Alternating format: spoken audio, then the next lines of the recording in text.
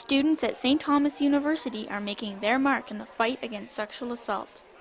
The Fredericton Sexual Assault Crisis Center partnered with the university to create Stand Up, Let's Talk About It, a week of awareness and education about sexual assault.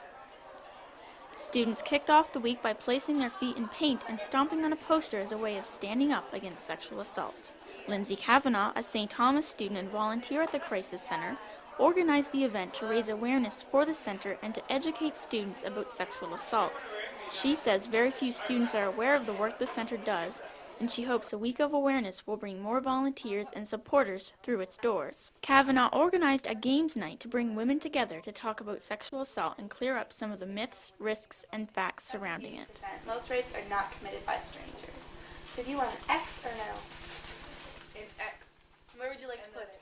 Bill Patrick, the co-founder of Fredericton's Gender Justice Cooperative, brought a male voice to the discussion on sexual assault and helped clear up some common stereotypes and myths surrounding men and sexual assault. Back up, slow things down, or say, whoa, that was too far, or I don't feel like it. The Fredericton Sexual Assault Crisis Center doesn't just work to raise awareness for sexual assault.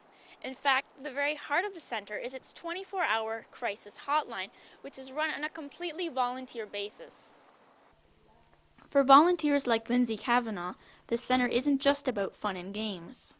My first call was really difficult. I got called to the hospital, and I had to meet a survivor, and that rarely happens. Jen Gorham, program coordinator for the Sexual Assault Crisis Center, knows all about the difficulties volunteers face in dealing with such an emotionally charged subject. I think you'd be hard-pressed to find a person who, at some point in the training, isn't really emotionally affected. For myself, I have small children, so even teaching or facilitating the child sexual abuse component, I find such a challenge. It's a hard day for me. I usually go home and I'm exhausted. Where we keep all our supplies. Volunteers can take calls from the 24-hour crisis line from their home. This is our counseling room. So this is where we offer counseling. We don't have any counselors in today, so. I don't know what it looks like up here. I've been up in a couple days and it's a disaster. The center acts as a meeting place for the volunteers and is also a safe place for women to receive counseling and information. We have our collective meetings up here. We run our training. We also have our Christmas parties up here. While the job can be emotionally trying, the volunteers stick together and support each other along the way. You get a small group of women together. You can't help but bond with that group of women. So we spend 2 months together, and at the end of that 2 months, you have a fairly tight-knit group of people. Because certain aspects of it are very, I don't want to say traumatizing, it's not that, it's, heavy, very heavy topics. So you have to balance that heaviness with some light and some fun and some laughter. Light, fun, and laughter was the theme behind most of the Stand Up Week's events. But Kavanaugh wanted to make sure the severity of sexual assault wasn't lost in the games.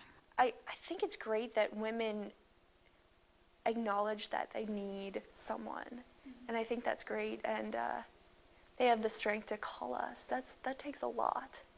And, even to talk to someone about it, admit to yourself that something happened, can be really just incredibly hard, and a lot of women do, and it's very empowering to listen to these women talk about their stories. Over 100 women use the crisis hotline each year for help, guidance, or even just someone to talk to about their assault.